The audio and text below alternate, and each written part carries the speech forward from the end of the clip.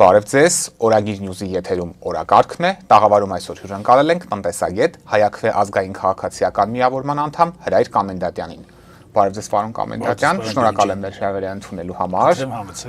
Պարոն Կամենդատյան, սկսենք Գյումրիից, որտեղ եթե անակնկալներ չլինեն, ապա ընդդիմադիր իշխանություն կձևավորվի շաբաթներ անց։ Ձեր գնահատմամբ այս հանգամանքը ինչպես կազդի համայնքի զարգացման վրա, օրինակ իշխանամետ գործիչները պնդում են, որ կառավարությունը կկրճատի սուբվենցիոն ծրագրերը, ինչից համայնքը լուրջ վնասներ կկրի։ Կարող է առհասարակ նման բան տեղի ունենալ։ Գյումրին առաջին հերթին պետք է քննարկենք քաղաքական դաշտում, որտեղ սա երկրորդ քաղաքն է հանրապետության, բացի դա Գյումրին մնում է հիմնական ուղին, հիմնական խաչմերուկը, որի միջոցով Հայաստանը հնարավոր է ապագայում Թուրքիայի հետ առևտրի մեջ ունենա իր մասնաբաժինը։ Դրանից զատ Գյումրին միշտ աչքի ընկել ընդդիմադիր կեցվածքով եւ կարելի ասել տնտեսական, սոցիալական, քաղաքական բոլոր հարցերին գյումրեցիները ցուցաբերել են շահագրգիռ մասնակցություն եւ բնականաբար Գյումրիի դերը ներկա քաղաքական կոնտեքստում բավականին բարձր է։ Այն որ դուք նկատում եք, որ հնարավոր սուբվենցիաների կրճատման իմաստով որոշակի ճնշում գործադրվի Գյումրիի նոր ձևավորված քաղաքային իշխանության նկատմամբ,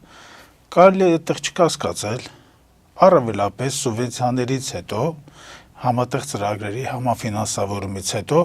հավանաբար փորձել են որոշակի տնտեսական բնույթի նաև քաղաքական գործեր կարել, եւ դա հնարավորությունը ներկա փաստաթղթ շրջանառության պայմաններում, որտեղ զարգանում է քաղաքային տնտեսությունը, բավականին հեշտ է։ Կարելի շատ արագ կապեր գտնել եւ այս իմաստով բավականին ծանր բեռը հիմա ընկնելու Գյումրիի նորընտիր քաղաքային իշխանությունների վրա, որովհետեւ ճիշտ է, այդ անձինք ունեն որոշակի պատմական շլեյֆ, կառավարման փորձ ունեն, բայց միևնույն ժամանակ նրանք հիմա պետք է լինեն մանրադիտակի տակ, նրանց ցանկացած տնտեսական որոշում, ցանկացած սոցիալական որոշում, սկսած օգնությունների բաշխումից, սկսած բնակֆոնդի հետ կապված հարցերից, սկսած ժամանակի հետ կապված առաջացող հարցերի, ենթակառուցվածքների հետ հարցերից, տանենք հող տրամադրելու, շենքի թույլատրության, շինարարության թույլատվության տրամադրելուց, նրանք լինելու են մանրադիտակի տակ։ Այո, նրանց հսկելու են, ընդորում նրանց հսկելու է ոչ միայն ներկա քաղաքական իշխանությունները, այս վարչակարգը, այլև հսկելու է նրանց ընդդիմադիր գործընկերները։ Որովհետև առանց կոալիցիայի են, բարձրապես աջակցել են, որ Վարդան Ղուկասյանը ընտրվի համայնքապետ, եթե կընտրվի։ Ամբողջ հարցն է, որ ընտրվելու է, կարծում եմ վստահ եմ, որ ընտրվելու է եւ կոալիցիա չէ միայն յուրաքանչյուրի նկարտումների համար, նրանց քաղաքական դերակատարումը այս բանին ավելի շատ ստորադասված է քաղաքի զարգացմանը եւ կարծում եմ մի յուրահատկություն կա, որ մենք պետք է առանձնացնենք Գյումրիի հետ կապված հարցի կոնտեքստի մեջ, դա Գյումրիի տնտեսական զարգացման վերաբերյալ տեսլականի բացակայությունը համարյա թե բոլորի մոտ։ Ճիշտ է, բոլորը խոսում են ինչ որ ուր դու տղա ես, ինչ տղա ես, լուրջ տղա ես, անլուրջ տղա ես, ինչ որ կատեգորիաներ մեջ, որը բավականին մերժելի է։ Անձերի ընտրության էր վերածվել։ Դա անձերի ընտրություն, ընդ որում անձերի ընտրության հիմքում կարծես թե դրում է քրեական եթամշակույթի ինչ որ հնարավոր տարեր։ Ես կարծում եմ այդ մոտեցումը արդեն նա իրեն սպառել է եւ մեր քաղաքական կյանքում, սոցիալական կյանքում, հանրային կյանքում այդ մոտեցումը պետք է ընդհանուր աղբանոց նետվի։ Եվ հիմա շատ կարևոր է, որպեսզի Գյումրիին այդ նախանցախնդիր լինելով նոր ղեկավարությունը գնա տնտեսական լուծումներ հետևից, որովհետեւ Գյումրիի խնդիրները հիմնական տնտեսական, հիմնական սոցիալական բնույթ ունեն եւ դրանց հետ կապված նրանք պետք է իրականացնեն քաղաքի զարգացման մի վիթխարի աշխատանք։ Այդ վիթխարի աշխատանքի մասնակցելու համար պետք է նրանք հրավիրեն տնտեսագետների, հավանաբար ճիշտ կլներ Գյումրին նվիրված բիզնես համաժողովի իրականացումը եւ ներդրումների համար պետք է նրանք պատրաստեն որոշակի օրենսդրական հիմք։ Այդ օրենսդրական հիմքը պատրաստել ես չեմ հիշատակում, որովհետև մենք ունենք մի հետաքրքիր տնտեսական եւ կառավարչական կազուս։ Սուբվենցիաների, ներդրումների, այդ խոստումները իրականացնելու համար քաղաքային իշխանությունը օրենսդրական հիմքեր կարծես թե չունի։ Նրան պետք է օժանդակի համապետական իշխանությունները, այս վարչախումբը, բայց հնարավոր կլինի, բայց այս վարչախումբը Փաշինյանի վարած քաղաքականությունը ընդդիմադիր համայնքներում հատկապես կկարողանա։ Բայց այո, այս վարչախումբը դրան չի գնալու Գյումրիի հետ կապված ներկա վարչախումբը հավանաբար ունի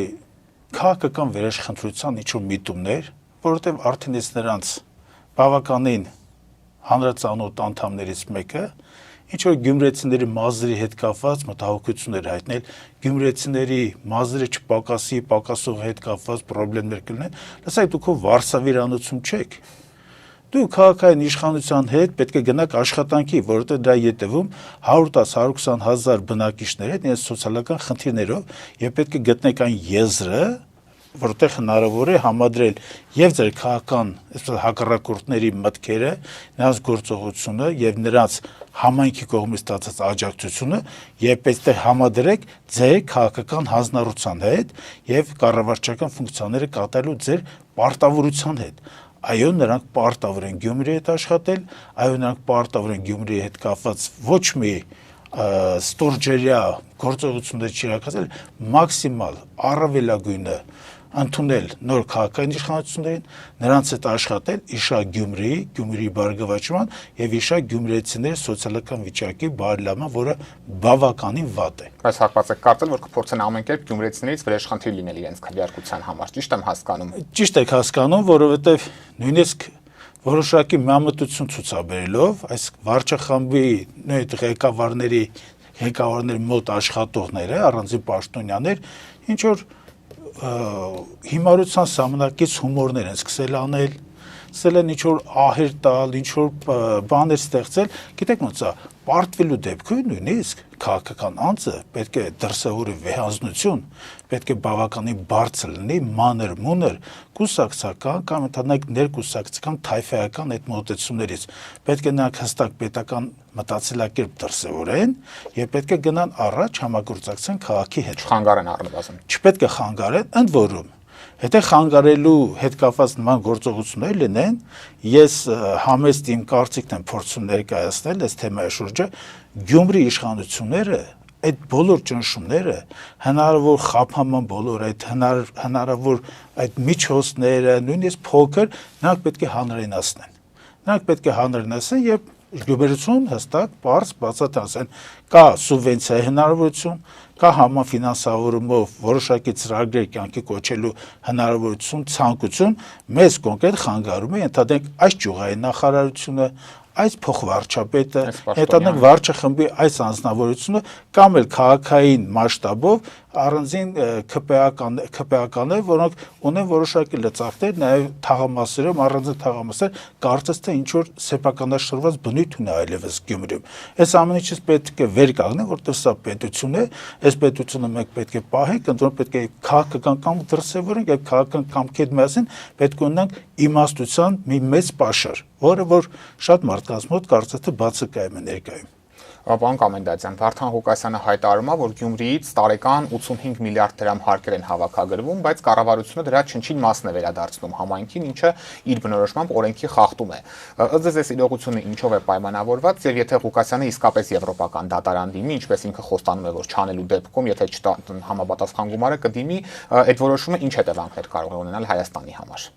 Կարծում եմ դատարան դիմելու հարց չի առաջանալու։ Նոր իմ թվարկած այդ քաղաքական հանձնառության ասպեկտը նորից մենք պետք է առաջ մղենք եւ Վարդան Ղուկասյանը եւ ներկա համապետական իշխանությունների այս վարչախումբը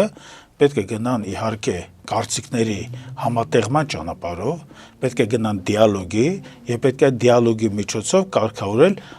այդ առաջացած թնջուկը։ Ընդ որում ես ասեմ, որ նույն հարցը կա հավանաբար բազմաթիվ այլ համայնքներում եւ կարծում եմ այս թեմայի հետ կապված պետք է օրենսդրական լուրջ փոփոխություններ լինեն, որովհետեւ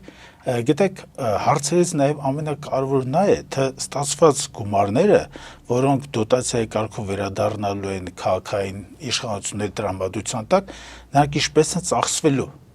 Արդյոք նրանք արդյունավետ են լինելու, արդյոք նրանք ավելացած արժեք ստեղծելու միտում են ունենալու, արդյոք նրանք բերելու են գործիքներ, ֆինանսական նոր գործիքներ, տնտեսական նոր գործիքներ, որ ստացված գումարը ստեղծի նոր եկամուտ, որ ամեն ինչ չկանգնի նույն լճացման վիճակում, որը մենք առկա է եւ տեսնում ենք Գյումրիում։ Կարծում ես հարցի հետ կապված Վարդան Ղուկասյանին խորհուրդ տվել Հայաստան Հանրապետության նախկին վարչապետ Բագրատյանը, որը վերջին օրերին նրա հետ այդ զրույցի ընթացքում շոշափում էր այդ հարցը, այս հարցը սպեկուլյատիվ հարց է, բայց կա, նա պետք է քննարկվի, պետք է որոշվի եւ որոշման հետ միասին, որտեղ սա քաղաքական երկխոսության, տնտեսական երկխոսության եւ կառավարչական երկխոսության օրինակ կարող է լինել։ Պետք է սա մշակվի այնպիսի մոդել, որ նա հնարավոր լինի տարածել Հայաստան Հանրապետության ոչ դոտացիոն մնացած համայնքների հետ կապված, որովհետեւ Սյունիքում օրինական համայնքներ, որոնք մեծ դոտացիաների կարիք չունեն, թակարդակ նրանք պրոֆիցիտով են միշտ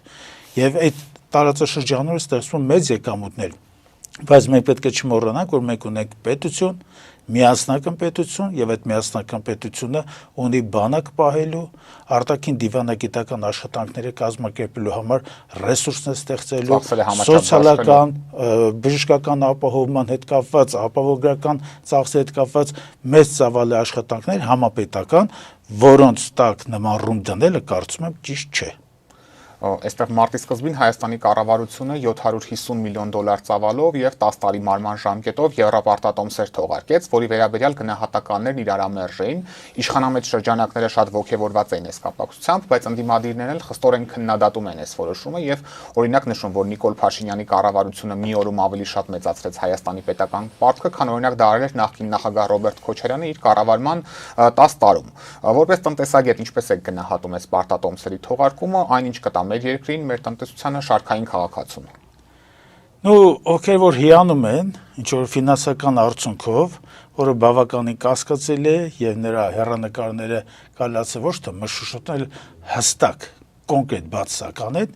դրանց հետ կապված Բեռնաշոուի խոսքը կարելի է կիրառել, Բեռնաշոուին ասում էր, թե գիտությունը միշտ պատրաստ է զմայլվելու։ Այլ հարց է տնտեսական եւ ֆինանսական տեսանկյունից հարցը քննենք։ Իրական շատ կարևոր հարց է, որովհետև այստեղ մենք մի վիճակի ենք բախվում, երբ 1-2 կամ մի տասնյակ մասնագետներ նրանց կամքով պետությանը հասցում է մի ֆինանսական իրավիճակային հարված, որի հետևանքները մեր պետությունը կրելու է մոտ 10 տարի։ Ինչի մասին է խոսքը։ Օրինակ 10 տարեկան, 10 տարվա կտրվածքով տեղաբաշխման պարտատոմսերը դրանք ունեն իրենց եկամտաբերության տոկոսները եւ մենք ուսումնասիրել ենք եկամտաբերության տոկոսները, համադրել ենք առանձին երկրների հետ։ Նայեք, զարգացած կապիտալիստական երկրները, որոնք Moody's-ի, Fitch-ի, Standard & Poor's-ի ռեյտինգային վարկանիշային հետազոտող այդ կենտրոնը կողմից ունեն այդ վարկանիշները, նրանց համար այդ 10 տարեկան տեղաբաշխման տոկոսադրույքները ու պարտատոմսերը մոտավորապես տատանում են 2.5%-ից մինչև 3.5%։ Կոնկրետ Հայաստանի պարագայում նա կազմել է 71%։ Մենք կարող ենք դա համադրել մեր բարեկամական Հունաստանի հետ, որ Հայաստանի հետ միասին ունի վարկանիշ մոտավորապես BBB3+, իսկ Հայաստանում ունի BB+։ Բավական իրար մոտ են համադրելու իմաստով։ Եվ Հունաստանը նույն օրերին տեղաբաշխել էր 10 տարվա այս ժամանակաշրջանով պարտատոմսեր 3.7%-ով։ Ինչի մասին է վկայում այս տարբերությունը այս դեպքում։ Այս տարբերությունը վկայում է նրա մասին, որ մենք գործ ունենք ինչ-որ մարդկանց հետ, ովքեր փորձում են կրկնակի անգամ միջինացված բորսայական այդ գներով պայմանավորված պարտատոմսերի տեղաբաշխումը իրականացնել 2 անգամ վնասով, քան դա հնարավոր էր։ Հիմա ես դա ասեմ ինչի է հանգեցնելու։ Դա տարբերությունը միայն այդ 71%-ի եւ 3.7%-ի, որ Հունաստանում արձանագրվեց, մոտավորապես $26 միլիոն Հայաստանը ամեն տարի ավելի շատ է վճարելու, քան ենթադրենք Հունաստանը համադրելի նույնատիպ տեղաբաշխումից։ 10 տարեկան կտրվածքով 10 տարվա ժամանակաշրջան համար այդ գումարը անելու է $262 միլիոն։ Վստահեցնում եմ, որ ցանկացած հաջորդ իշխանություն Հայաստանում, իսկ հաջորդ իշխանությունները 26 թվականին կլինեն, անպայման այս գործարքը քննելու են, որովհետև այս գործարքի հետ կապված այդ հիացական մոտեցումները դնենք մի կողմ, լրջագույն կասկածներ կան, որովհետև Ինչ է նշանակում 71%։ 71%-ով մենք մոտ ենք Կոտ դ'Իվուարին, մոտ ենք մի քանի այլ աֆրիկական պետությունների։ Ընդ որում այդ Կոտ դ'Իվուարի հետ մեր համատելը իզուր չեմ ասում։ Կոտ դ'Իվուարը լինելու նաև հետամնաց պետություն, որտեղ համար թե կենտրոնական իշխանություն չկա, բայց ունի նավթի մեծ պաշարներ։ Մենք պաշարներից համադրելու ունենք մետաղական պաշարներ, որը վերջին օրերին մեր հանքարդյունաբերողները հայտարարեցին, որ մոտապես 100 տարվա մենք ունենք մոլիբդենի, պղնձի, ահռելի պաշարներ եւ 100 տարի շահագործի դեպքում մենք չվերջա։ Այսինքն Հայաստանը պետք է միայն այդ հանքահունքային պաշարների շնորհիվ ունենար մեծագույն վստահություն եւ այդ 71%-անոց տեղաբաշխումը կարծում եմ, որ անգրագիտություն չէ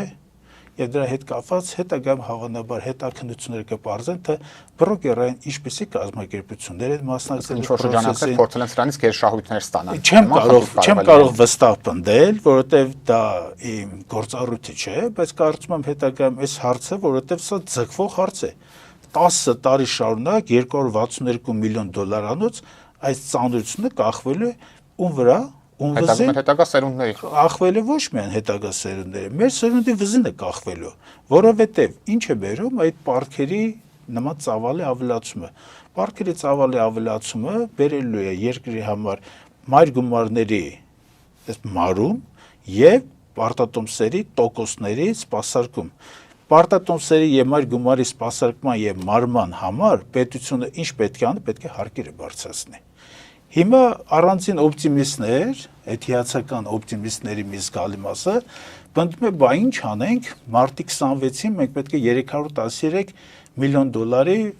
նախկին վերցած պարտքերի վճարումը կատարենք եւ մարումը կատարենք։ Ես դաս այլ բան եմ ասում։ Վերցնենք հետեւյալ տեսականորեն այս թեզը։ Պղնձամոլիբդենային կոմբինատը Զանգեզուրի մեզ տվել 2024 թվականին 107 միլիարդ դրամի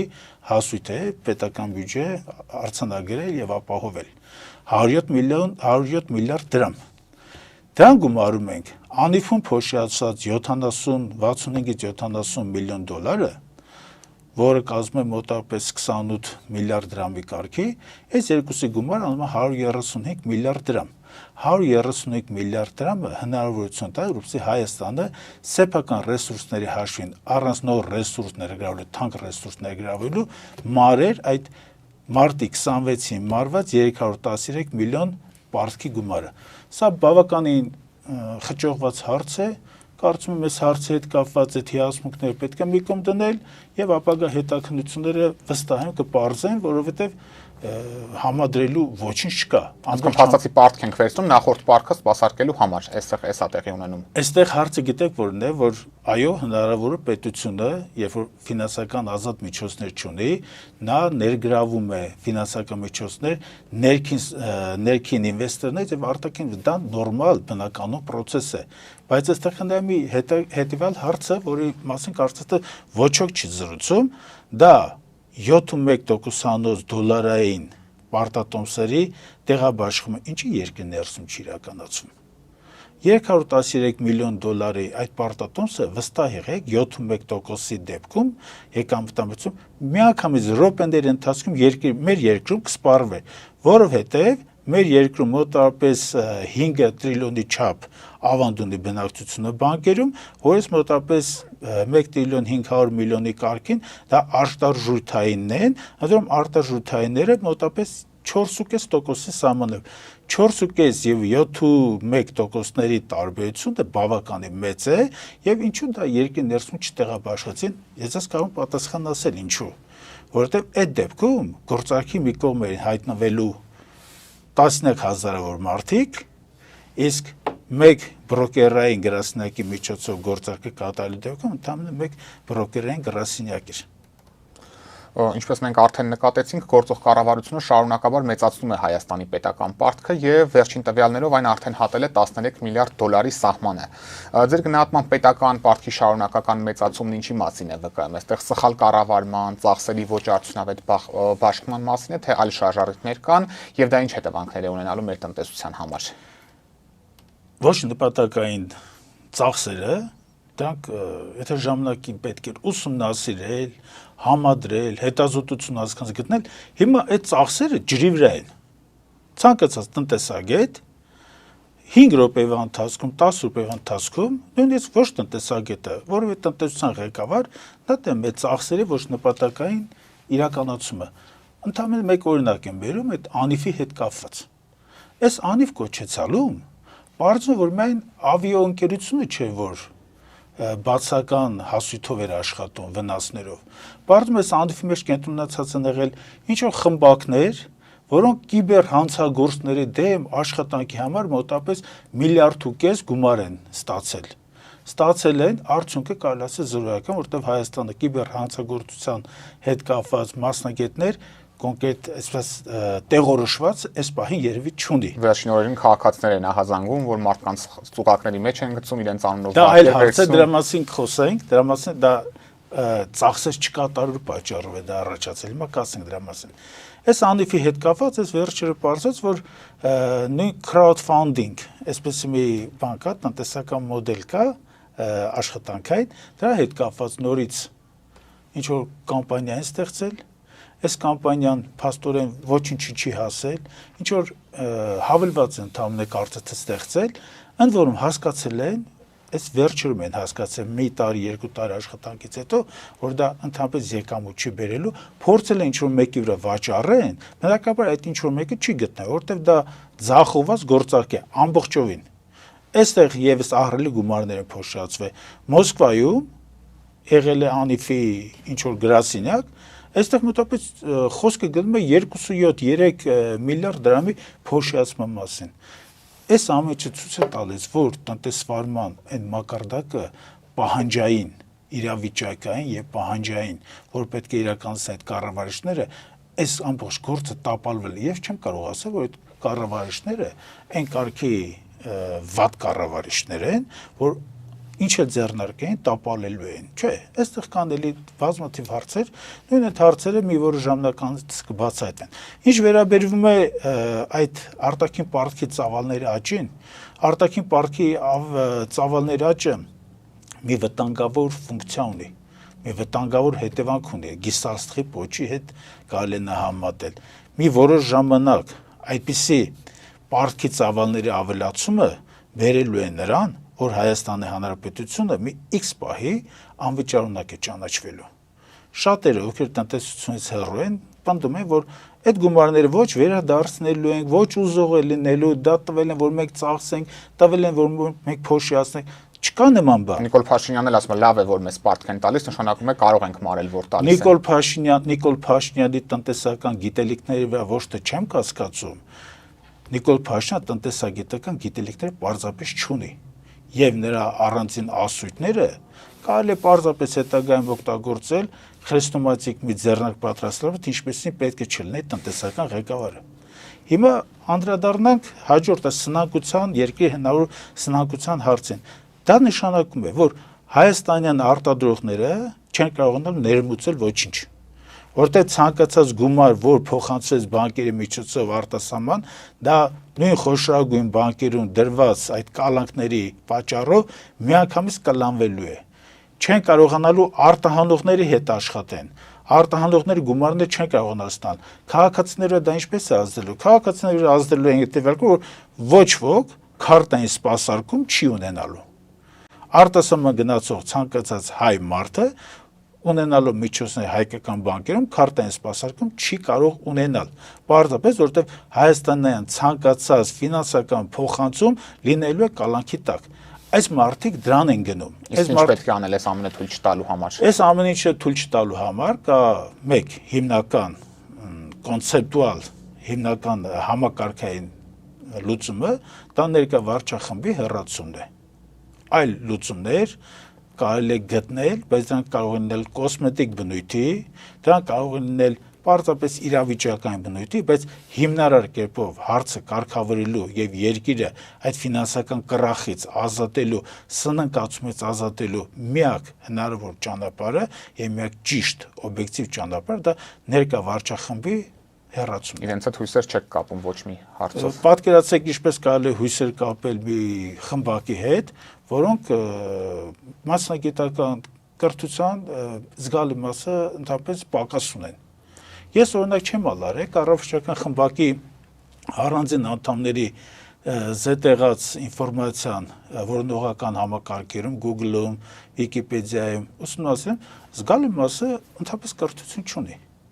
Զգալի մասը ընդհանրապես կրթություն չունի։ Փաշինյանի գլխավորությամբ։ Իհարկե, ինչ մասն է խոսքը, մարդը բանասեր է, բայց ամեն օր փորձում է տնտեսական, ֆինանսական բնույթի դատողություններ կատարել։ Ես այդ իմաստով մի օրինակ կա հետաքրքիր, մեր նախկին ղեկավարներից մեկը տնտեսական, երբ նրան մի երիտասարդ մի ուսանող հարցեց դուք ինչպեսի մոդելի եք, այսպես հավակնում, աջակցում կամ ձեր նախասիրությունները որտեղ են տանում Ֆրիդմանի թե Քենսիի, դրանք տնտեսագիտության երկու հսկաներն են, որոնց միջև նրանց դպրոցների միջև անտագոնիզմը հրում է, առաջ է տանում տնտեսագիտական միտքը հիմա ամբողջ աշխարհում։ Դա պատկերացնում եք ինչ ասաց, ես ոչ Ֆրիդմանի կողմնակիցն եմ, ոչ էլ Քենսի, ես հայկական մոդելի կողմնակիցն եմ։ Նման մի բան վերջերս մի 2-3 օր առաջ Գյումրիի քաղաքապետի տեխնացուներից մեկն էր ասել, երբ նրան հարցում են դուք լիբերալ եք թե հանրապետական, նա ասաց, որ ես հայամետ եմ։ Դա ինչ կապն է հայամետը։ Ոնց որ թվաբանության մեջ ինչ որ մեկը, երբ որ նրան հարցն դու արաբական կամ հռոմեական նիշերով ես լուծումը կար, ասել ես հայկական ինչ որ խազերով եմ կատարելու։ Չկա նման բան։ Այս մարդիկ կարողացել տգետ են։ Այս ամբողջ հարցը։ Պարոն Կոմենդանտյան, նույն Նիկոլ Փաշինյանը կառավարության վերջին նիստի ընթացքում հայտարարեց, որ մենք Հայաստանում ունենք կադրերի ճգնաժամ եւ լավ կադրերը չեն ցանկանում պետական համակարգում աշխատել ցածր աշխատավարձների պատճառով, նշեց, որ մասնավոր ոլորտում նույն մարդիկ մի քանի անգամ ավելի բարձր վարձատրության են արժանանում։ Դուք կիսում եք նրա տեսակետը, որ մենք կադրերի ճգնաժամ ունենք եւ հենց դա է պատճառը, թե օրինակ լավագույն կադրերը իր կառավարության մեջ չեն աշխատում եւ հենց սա է պատճառը, որ իր կառավարությունը նման կադրային քաղաքականություն է վարում։ Նախ պետք է ասել, որ եթե նման հայտարարություն ամ ինչ-որ մեկը, կոնկրետ վարչախմբի ղեկավարը, ես կարող եմ ընդհանրապես հակադարձել եւ ասել, որ բավականին բարձր աշխատավարձով մոտավորապես 2 միլիոնի, 3 միլիոնի կարգի տուներ նախարարներ։ Ընդհանրապես այդ նախարարները մեկ գիշերվա ընթացքում SMS-ի հաղորդագրության ճանապարհով հրաժարական տվեցին, հեռացան։ Ի՞նչն էր պատճառը։ Այդ մարդիկ վատ էին աշխատում, այդ մարդկանց բավականին բարձր գումար էիք վճարում։ Այսինքն այն մոլորեցման հնարքները, որ փողն է քիչ, վատ են աշխատում, եկան բազմաթիվ համեմատություններ էս իմաստով, որում բալետում պարողների հետ կապված նաև, որ չի կարելի սեփական ձախողումները վերագրել ինչ-որ այլ ուժերի, այլ մասնակիցների պատասխանատվություն դուք եք կրում, պահանջեք աշխատողներից, պահանջեք աշխատողները, որպեսզի մաքսիմալ մոտիվացված լինեն, որպեսզի աշխատողները կարողանան ոչ միայն առօրյա այս թնջուկների մեջ, իրենց այդ օֆիսային տառապանքի մեջ ներքաշմենակ առաջ նայեն նոր հնարավորություն։ Մի օրինակ եմ ցանկանում բերել, անցյալ տարվա կեսերին ՊԵԿ-ի նախագահը Ռուստամ Բադասյանն էր։ Այս անձնավորության ղեկավարության օրոք հստակ պետք է արդեն անձնավորված ասենք։ Այս անձնավորության աշխատանքի պատճառով նաև ունեցանք 224 միլիարդի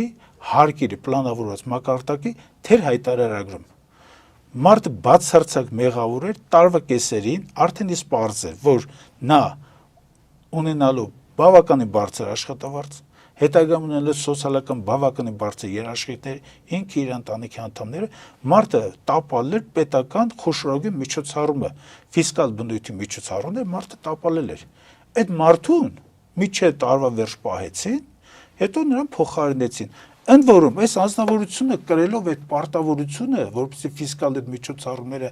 իրենց ամբողջ ծավալով իրականացնեն, չէր կատարել, եւ նրա նկատմամբ իրավական ոչ մի ներգործություն չի կատարվում։ Այլ մասնավոր ոլորտում բավականին բարձր վարձատրությամբ աշխատանքի է անցել։ Ես ճիշտ ասած չեմ հետևում իրենց մասնավոր սխրանքներին ֆինանսական բնագավառի, բայց կոնկրետ պետական ֆինանսական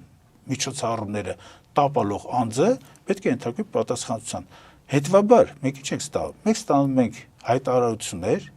կոսմետիկ բնույթի, ինչ որ հառաչանքների, փողը տալիս ենք վատ են աշխատում, փողը տալիս ենք ճիշտ չեն աշխատում, փողը տալիս ենք հետո պարզվում է որ բան է եղել, հանցագործ է եղել, փող ենք տալիս, պարզվում է ամբողջական խմբակներ են։ Ուզում եք այս հարցը կարգավորեք, հիմա նորից Անիֆի օրինակը բերեմ։ Անիֆի հոգաբարձությունների խորհրդի նախագահ հիմա Երևանի քաղաքապետն է։ Այս մարդուն ինչքան աշխատավարձ եք տա, մեզ դա չի հետաքրքրում։ Լավ, այս մարդը $20,000 ամերիկյան ինքնաթիռի տոմս էր գնել, չէ՞, ճիշտ է, հետագան վերականգնվեց։ Ի պատիվ իրեն, այս ձև ասենք։ Ի պատիվ հանրային ճնշման, պատիվ նաև հանրային ճնշման, բայց մենք ինչ ունենք։ Մենք ունենք հստակ բնակավարներում տապալուներ եւ 0 մեղք եւ 0 իրավական ներգործություն եւ 0 իրավական շարունակություն։ Հարցը նրա մեջ է, որ կադրերը պետք է լինեն իհարկե լավ վարձատրվող, կադրերից պետք է պահանջները ձևակերպված լինեն։ Ինչ պահանջներ, օրինակ մեր էկոնոմիկայի անցյալ տարվա այդ կռախը, ֆիսկալ կռախը, դա նշանակում է մի բան, որ Հայաստանի Հանրապետությունում տնտեսության զարգացման հորիզոնական մոդելը այլևս սպառված է։ Դա նշանակում է, որ մեր տնտեսական կառավարիչները ավելի շատ ոչ թե պետք է լինեն թվեր հավաքող, այսպես մեկ կառույցի ղեկավար, եւ թվերը ինչ որ մեկին զեկուցելու ղեկավարներ, այլ պետք է լինեն մարդիկ, ովքեր ունեն տնտեսական նոր կառուցվածքների, տնտեսական նոր մոդելի եւ ավելացած արժեք ստեղծող նոր տեխնոլոգիական այսպես աշխատանքների գիտակներ։ Բազմաթիվ ծառայությունների մեջ բազմաթիվ ֆինանսական հատկապես բազմաթիվ օրինակներ կա, որոնք Հայաստան Հանրապետությունում կարելի է ներդնել, բայց չեն ներդնում։ Մի օրինակ հիմա Իմարկ ընկերության հետ որ դուք բավականին խնդրահարույց եք համարել այս բավականին խնդրահարույց, բայց այստեղ մի կարևոր հարց կա։ Նախքան այդ թեման քննարկել, մի կարևոր հարց կա։ Նախքան այդ աշխատանքները իրականացում է պետական ծառայությունը, պետությունն է իրականացում։ Ինչու է պետությունը տեխնոլոգիական լուծումներով հարցի նոր ստեղծումը, գեներացումը, հաշվառումը, աշխատանքը հանձնարարում մասնավորի։ Դա հնարավորություն կտար։ Ճիշտ է, մասնավորը պետք է համագործակցել, բայց դա հնարավորություն կտար, որպեսզի պետությունը տեխնոլոգիական առաջընթացի մի մասնիկ դառնա։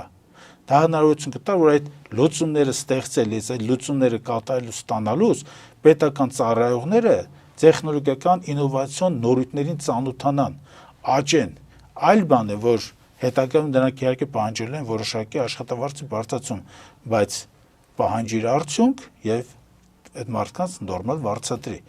Այստեղ հակառակ մոդելն է, ընդ որում մոդելը չէ, պարզապես մի զրույց է, որը այդ օրվա 5 շաբթի օրվա ընդհանրապես այդ վակուումը, այդ դատարկությունը պարզապես լրացրել են։ Բոլորը մեղավոր են, բացի իրենից վարչապետը ուզում է աշխատի, չեն թողում, նորմալ չեն աշխատում։ Նմանատիպ կենսաղային մակարդակի։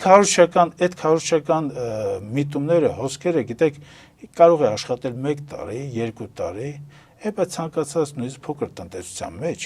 մարդիկ հստակ տեղորոշում են իրենց եկամուտները, իրենց ծախսերը, իրենց բացթողումները եւ կարծում եմ այդ $750 միլիոն մեն պարտատոմս է, որ փրկության օղակ դարձան մարտի 26-ին, որպեսզի Հայաստանը չհայտնվի սնանկության եզրին, դա վկայում է, որ մեր մոտ աշխատանքները չկատարվում ըստ արժանավուն եւ աշխատանքի պատասխանատուները պարզապես խուսափում են այդ պատասխանատվություններից։ Եվ պարոն Կամենդացյան, մեր նախորդ հարցազրույցի ժամանակ, երբ խոսում էինք հանրային տրանսպորտի թանկացման դեմ բոյկոտի մասին, արձանագրեցինք, որ չկա մի օրենք, որը թույլ է տալիս չվճարող քաղաքացիներին տուգանել, ինչպես նաև վարորդներին էլ իջեցնել չվճարող քաղաքացիներին։ Այժմ շրջանառության մեջ մի նախագիծ է դրվել, որով առաջարկվում է չվճարողներին տուգանել 15,000 դրամով, իսկ ուրիշի փոխարեն, այսինքն արտոնություն ունեցող քաղաքացիների փոխարեն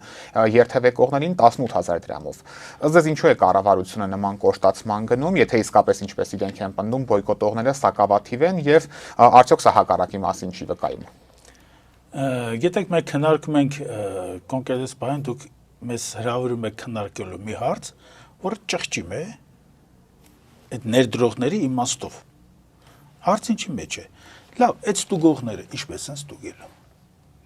Հնարավորություն, տեխնիկապես հնարավորություն ունեն ստուգելու խուսափողներից, թե պարզապես ընդհանրենք առանց որևիցե թղթի, պարզապես ավտոբուս ներթափածողների մասին է խոսքը։ Ամենակարևոր հարցերից մեկը նա է, որ տեխնիկապես այս ստուգումը անհնար է։ Այսինքն քաղաքացիները շրջանցելու տարբերակ կգտնեն։ Քաղաքացիները 5 կտրոններով, այսինքն ժամկետ անցած կտրոններով առնվազն 4 օրվա վալիդություն ունեն այդ բաները, QR կոդերի, թղթերի կրիչները, առնվազն 4 օրվա ընթացքում քաղաքացիներ ունեն խուսափելու հստակ հնարավորություն։ Այսինքն տարբերակ չունեն իրենք ստուգելու թե այդ կոնկրետ այդ տոմսը որ բանին է վավերացվել։ Վստահ եղեք, որ Թելսելի համակարգը չունի այդ հնարավորությունները, եթե այդ հնարավորությունը լինեին, նրանք վաղուց հունվար 1-ից կներդնեին։ Նրանք չունեն այդ հնարավորությունը։ Հիմա ինչ են անում։ Հիմա գնում են ինչ որ աշկ վախեցնելու ինչ որ միջոցառման մասին անոնսներ են կատարում, ում աշկն եք վախեցնում։ Այն մարդիկ ովքեր չեն վճարում, նրանք էլի չեն վճարում։ Ես ինքս հասարակական տրանսպորտից օգտվում եմ, եւ դες ասեմ մոտավորապես 40%-ը չի վճարում։ Հիմնականում չվճարումները ժամը 6-ից մինչև երեկոյան ժամը 10-ն են։ Պարզապես չեն վճարում, այստեղ մենք իհարկե աշխատանք ունենք նաև հանրության հետ, որտեղ դա փոքրիկ գողություն է ամեն դեպքում, որովհետև նախկինում հասկանում ենք բոյկոտը ճիշտ էր, բայց եթե քաղաքային իշխանությունը այլևս ընդունել է որոշումը, ավականու որոշումը ընդունել է, այլ բան է, որ ավականիներվա ճնշում գործադրեիք, քաղաքական ճնշում նկատում, որովհետեւ նրանք քաղաքացիներին ենթադրենք հնարավորությունը 100 դրամով շարունակել երթևեկել։ Բայց եթե որոշումը կա, մեկ քաղաքացու չվճարելը, կարծում եմ փոքրիկ գողություն է։ Ընդհանրապես պետք է հանրության հետ աշխատել, հանրությանը բացատրել, որովհետեւ գիտեք ինչպես է, հանրության հետ պետք է մանկապարտեզից, ամենափոքր հասակից պետության նկատմամբ հոգատարության եւ պարտավորությունների բեռը հասկանալու այս ջիղ մտցնեն, որովհետեւ այդ 50-100 դրամ վճարել չվճարել պետությանը ոչ առանձնակի վճարման հարցեր է ստեղծելու, ոչ վնաս է տալու, ոչ էլ օգուտ է տալու։ Բայց երբ որ ասում են մենք ինչ որ տուգանքային առանձնապես բարձր թվերի մասին է խոսում նախկինում պետք է կրկնակին լիներ 150 դրամի 300 դրամներ նախկին կարգավորումներով հիմա 15000 դրամ ամենահետաքրքիր գիտեք որն է որ այս մարդիկ մասնագետների օգնությանը երբեք չեն դիմում այս մարդիկ փորձում են ինչ որ ղազախական կուրուլթայի այս զրույցի այն ավակների կամ ինչ որտեղ գնացած եկածների հետ զրույցների ընթացքում ինչ որ տեխնոլոգիական լուծումների հասնեն չկա նման բան Տեխնիկապես դա հնարավոր չէ։ 4 օրվա վալիդությամբ թղթային կրիչները ստուգելը այսօր տեխնիկական հնարավորություն չունի։ Նույն Թելսելը, դիմեք Թելսելին, նամակերեք, նա կպատասխանի մի երկարաշունչ նամակով, որ դրա հնարավորություն դեռևս չկա։ Այսինքն մենք ինչ ենք ստանում։ Մենք ստանում ենք, որ քաղաքի կառավարման ֆունկցիաները ունեցող քաղաքապետը եւ քաղաքացիական պայմանագիր հանրապետության կուսակցությունների այդ համատեղ բլոկը այսօր գեներացնում է մի որոշում, որի ապահովման տեխնիկական հիմքերը բացակայում են։ Նպատակը բացառապես ահաբեկելն է եւ այդ ճանապարհով ինչ որ բացառապես ահաբեկելն է եւ մենք կարող ենք նույն զուգահեռը տանել Գյումրի ավարտված ընտրություններից հետո ԿՊ այդ վերնախավի անձնավորություն բանդում է որ գյումրեցիների գլխից մի մաս որ փոխվի տեսեք ինչ են կամ ահոտես չի Լուծումներ կան, պետություն կա, դուք այս պետության մեջ եք, ինչ նշանակում ահեմ տալի, վարսավիրանոց, քաղաքական վարսավիրանոց չի այստեղ։ Պարոն Կոմենդանտյան, շնորհակալ եմ հետաքրքիր զրույցի համար։ Համեցեք։ Օրակարգն այսօր այսպիսին էր, այն ամփոփեցինք տնտեսագետ, Հայաքվե ազգային քաղաքացիական միավորման անդամ Հրայր Կոմենդանտյանի հետ։ Կհանդիպենք։